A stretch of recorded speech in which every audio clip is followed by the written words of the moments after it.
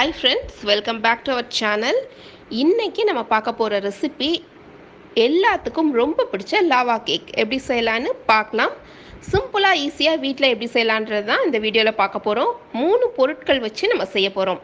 என்னென்னு பார்த்தீங்கன்னா, bourbon biscuit ஒரு பாக்கெட், பால் வந்து ஒரு கப், சாக்லேட். இந்த 3 பொருட்கள் தான் தேவை. வாங்க ரெசிபிக்குள்ளே போகலாம். போர்பன் பிஸ்கட்டை ஒரு மிக்ஸி ஜாரில் மாற்றிக்கோங்க. நல்லா மிக்சியில் அரைச்சி பவுடர் மாதிரி அரைச்சி தனியாக எடுத்து வச்சுக்கோங்க. மிக்சிங் பவுலில் மாற்றி பாலை கொஞ்சம் கொஞ்சமாக சேர்த்து நல்லா மிக்ஸ் பண்ணி விட்டுக்கிட்டே இருங்க. பார்த்தீங்கன்னா நல்லா ஒரு பேட்டர் மாதிரி வர ஆரம்பிக்கும். நல்லா சில்கியாக க்ரீமியாக இருக்கும். அதுதான் பர்ஃபெக்டான பதம். எல்லாரும் லாவா கேக் அப்படின்ற ஒன்று மைக்ரோ ஓவனில் செஞ்சு காமிப்பாங்கன்னு நினச்சிட்டு இருக்கிறீங்க. கண்டிப்பாக கிடையாது. நான் ஃபஸ்ட்டே சொல்லிட்டேன், எல்லாத்துக்குமே வீட்டில் செய்கிற மாதிரி இருக்கணும் இல்லையா? அதனால பனியார பேனில் தான் நான் ஊற்ற போகிறேன். பனியார பேன் நல்லா ஹீட் பண்ணியாச்சு. ஆயில் சேர்த்து நல்லா ஸ்ப்ரெட் பண்ணி விட்டுருங்க. போர்பன் பேட்டரை கொஞ்சம் கொஞ்சமாக ஊற்றிடுங்க.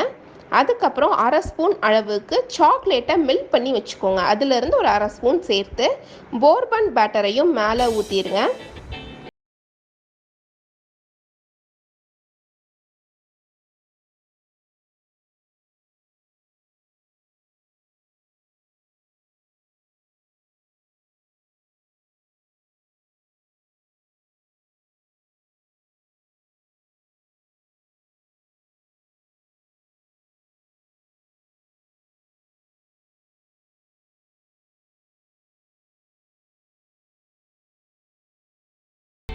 ஒரு லிட்டை வச்சு மூடி 10 நிமிஷம் சிம்மில் வச்சு எடுத்துட்டிங்கனாவே சூப்பரான பனியாரம் லாவா கேக் உங்களுக்கு ரெடி ஆகிடும்.